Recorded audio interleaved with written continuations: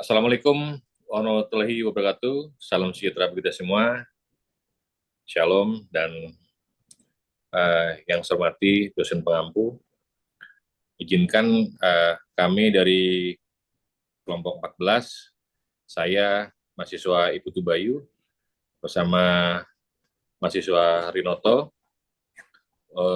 Untuk hari ini kami menyampaikan paparan terkait artikel poster yang sudah kami buat dengan judul An Empirical Analysis of Anatomy in Ironfish.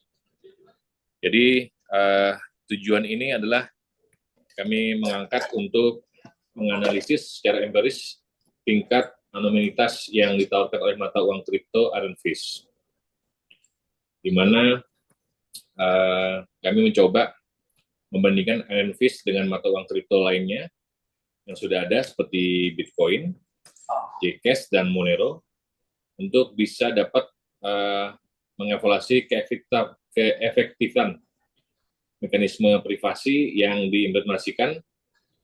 Selain itu juga bertujuan untuk mengidentifikasi potensi kelemahan atau kerentanan dalam sistem Ironfish. Dalam artikel ini kami membagi menjadi yang pertama adanya pendahuluan, lalu ada tinjauan pustaka, lalu ketiga latar belakang Ironfish, keempat dataset transaksi Ironfish, kelima metode penelitian, lalu keenam hasil penelitian, 7 referensi, dan terakhir kesimpulan. Jadi kami awali dengan pendahuluan, di mana kami mencoba menganalisis anomalitas dalam mata uang kripto Ironfish membandingkan dengan Bitcoin, Zcash, dan Monero, dan juga mencoba meneliti kompleksitas jaringan transaksi Bitcoin, pola evolusinya, lalu sentralisasi, dan juga ketimbangan kekayaan yang didapatkan. Lalu juga kami juga menggunakan mata uang kripto dalam aktivitas ilegal seperti pasar gelap dan ransomware, serta Bitcoin, meskipun Bitcoin ini juga memiliki beberapa catatan publik hanya menggunakan pseudonym yang masih memungkinkan pelacakan transaksi dan juga pengungkapan identitas pengguna. Lalu berikutnya, Zcash dan Monero juga dirancang untuk meningkatkan privasi dengan menyembunyikan detail transaksi menggunakan Zero Knowledge Proof. Lalu yang berikutnya, kami masuk ke dalam kedua tinjauan pustaka, di mana bagian ini kami meninjau penelitian sebelumnya tentang anomalitas mata uang kripto. Lalu dalam penelitian ini juga berfokus pada solusi untuk bagaimana meningkatkan anomalitas atau menunjukkan batasannya, dan juga di situ dibahas terkait bagaimana penggunaan kerangka Bayesian untuk mengevaluasi probabilitas asal transaksi, solusi untuk meningkatkan anomalitas seperti merge avoidance dan mixing service. Di dalamnya ada kerangka kerja untuk mengevaluasi tingkat anomalitas dalam mata uang kripto, lalu tersentralisasi menggunakan model dengan berbasis permainan dan juga solusi seperti Zero Knowledge Proof dan Join Coin. Dan di sini juga disebutkan juga penelitian juga menunjukkan batasan anomalitas dalam berbagai sistem. Lalu kami masuk ke dalam latar belakang Ironfish, di mana Ironfish ini didirikan pada tahun 2020 dengan tujuan untuk menciptakan mata uang kripto privasi generasi baru yang mengatasi kelemahan pendahulunya. Lalu Ironfish juga mengumpulkan pendanaan awal dari seri A dan diluncurkan pada April 2023, di mana Ironfish ini menerapkan privasi default wajib melalui Zk-Snarks dan protokol sapling untuk mengenkripsi 4 elemen transaksi, yaitu ada pengiriman, penerima, jumlah, dan memo. Lalu berikutnya, Ironfish ini juga berambisi bagaimana untuk menjadi shielded layer lintas rantai, atau disebut dengan Ethereum atau Solana.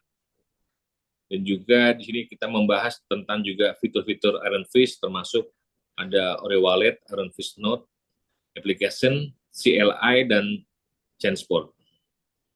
Dan masuk ke dalam berikutnya, silakan rekan saya, Rinoto, untuk melanjutkan. Terima kasih. Ya, terima kasih Pak Putu.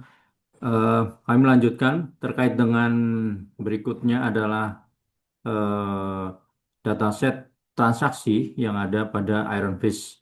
Jadi pada penelitian ini kami mencoba mengumpulkan dataset itu sejak tanggal 2 Juni 2025 yang sebanyak 1.521 blok iron. Kemudian itu menggunakan ekstraksi secara langsung menggunakan perintah command line di mana dimulai dari blok pertama sampai dengan blok ke 520. Untuk eh,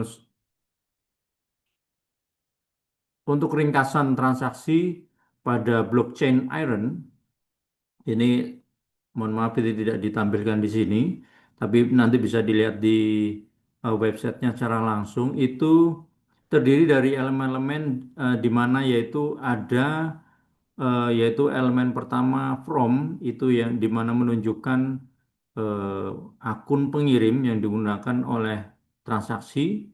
Kemudian ada elemen kedua yaitu elemen to, itu adalah sebagai alamat publik penerima daripada iron yang akan dikirim oleh pihak pertama, oleh pihak pengirim. Kemudian jumlah, amount, fee itu merupakan biaya transaksi. Kemudian memo itulah bagian dari transaksi iron di mana di dalamnya terdapat catatan atau keterangan yang dapat ditambahkan oleh pengguna untuk menjelaskan tujuan transaksi. Kemudian ada output untuk menunjukkan jumlah transaksi. Kemudian ada spend, ini elemen yang menunjukkan jumlah catatan. Kemudian expiration itu elemen untuk menunjukkan waktu kadaluarsa transaksi. Itu kemudian waktu kirim atau waktu time to send itu menunjukkan perkiraan waktu yang dibutuhkan untuk mengirim transaksi. Nah, dari ringkasan transaksi tadi, kita coba ambil sebanyak 1.521 blok transaksi, kemudian kita analisa metadatanya menggunakan program Python custom buatan kami sendiri, yang kemudian kami implementasikan untuk menguji elemen-elemen metadata dari blockchain dan ingin membuktikan bahwa sesuai dengan filosofi Iron Fist yaitu privacy as default itu terjamin sebagaimana filosofi yang digadang-gadang. Kemudian metode penelitian yang kami lakukan itu ada 4, di mana yang pertama adalah memvalidasi hash block. Ini kita membuat kalimat matematikanya di mana E itu adalah fungsi indikator enkripsi, ya kan? I ini adalah menunjukkan urutan indeksnya. Jika nilai E ini 0, maka akan validasinya tidak valid atau false. Kemudian jika enkripsi indeksnya ini true, berarti eh, validasi sesuai dan eh, bloknya eh, blok transaksi terjamin validasinya. Kemudian eh, yang kedua adalah memverifikasi struktur pohon Merkle atau verification of Merkle tree struktur, di mana setiap transaksi T dalam blok harus menjadi bagian dari Merkle root MI. Kemudian verifikasi dilakukan dengan fungsi berikut yaitu verify Merkle. di mana H ini adalah enkripsi hash, kemudian transaksi I dan J ini itu di hash, kemudian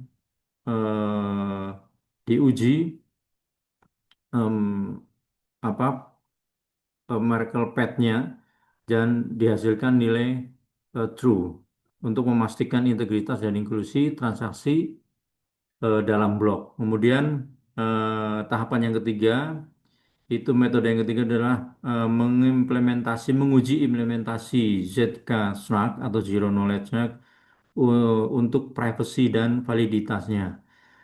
Teknologi Zcashrak itu memungkinkan pembuktian validitas sesuai pernyataan tanpa mengungkapkan bukti rahasia. Jadi bukti rahasia itu disimbolkan dengan huruf W di sini. Kemudian proses pembuktiannya itu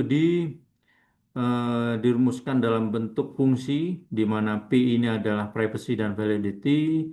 Kemudian eh, eh, dijalankan menggunakan eh, apa program yang sudah kami buat, dan jika nilai pengujian itu bernilai true maka implementasi dari ZK Snack ini valid dan terjamin privasinya. Kemudian langkah yang terakhir atau keempat itu adalah memvalidasi rantai blok atau komitmen kriptografi, di mana eh, hubungan antar blok itu untuk memastikan bahwa antara blok satu dengan blok selanjutnya itu terjamin kriptografinya, terjamin enkripsinya, sehingga data yang dikomitmenkan itu terjamin sesuai dengan nilai yang diverifikasi. Kemudian dari eh, program yang sudah kita jalankan itu menghasilkan dataset Iron Fish di mana kita di di mana bisa dilihat di sini itu kita tampilkan dalam 4 kolom.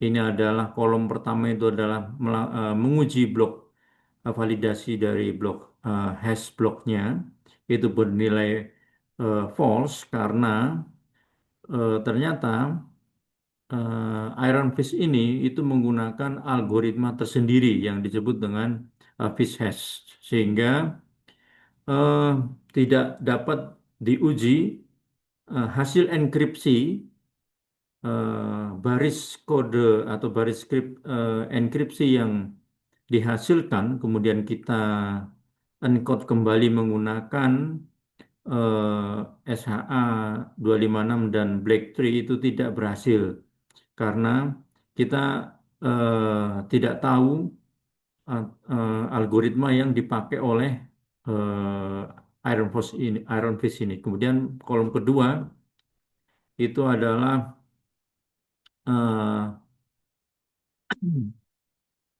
kolom kedua itu menjelaskan terkait dengan catatan komitmen enkripsi atau komitmen kriptografi daripada catatan transaksi itu.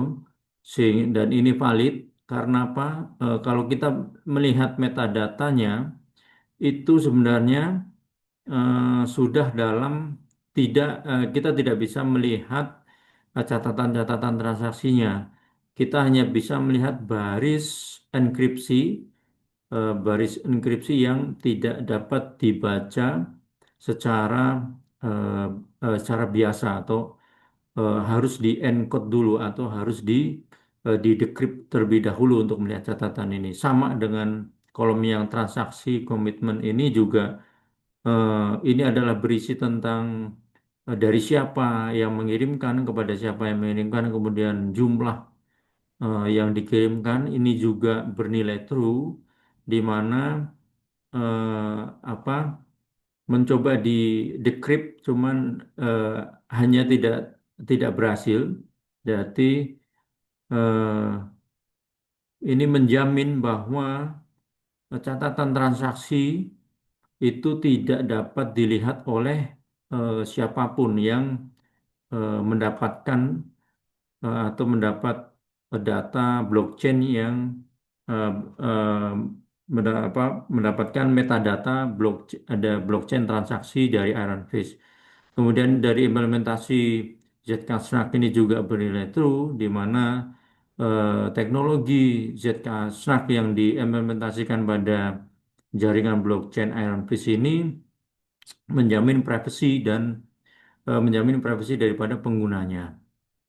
Kemudian eh, itulah sementara hasil dari penelitian kami. Terus kemudian referensi yang kami pakai itu ada di tahun 2018 oleh penelitian oleh George Kapos dengan judul An Empirical Analysis of Anonymity di Zcash. Kemudian ada website Ironfish, website Ironfish Network. Eh, saya rasa dari kami kelompok 14 hasil penelitian kami secara empiris terhadap yang dimana menjamin privasi pengguna pada Iron Fish dan terbukti bahwa privasi pengguna dijamin oleh Iron Fish melalui teknologi Zcash dan algoritma fish hash-nya sehingga filosofi Iron Fist di mana berbunyi privacy as default ternyata dapat terbukti, sementara ini terbukti benar. Dan hal yang paling menarik bahwa di satu sisi itu melindungi privasi penggunanya, akan tetapi juga teknologi ini berpotensi untuk digunakan oleh penjahat atau pelaku kejahatan untuk menyembunyikan eh, transaksinya sehingga tidak dapat dideteksi oleh penegak hukum. Saya rasa itu dari kami kelompok 14. Terima kasih setelah sudah menonton presentasi kami. Apabila ada pertanyaan, silakan dicantumkan di kolom komentar. Nanti akan kami jawab eh, secara tertulis. Dari Pak Putu ada yang mau ditambahkan? Nah, Ya, terima kasih. Jadi kami menambahkan terkait dengan kesimpulan dan juga rekomendasinya, di mana yang sudah disampaikan rekan saya, Pak Rinoto, untuk jika terbukti efektif dalam menjaga privasi transaksi di Iron Fish.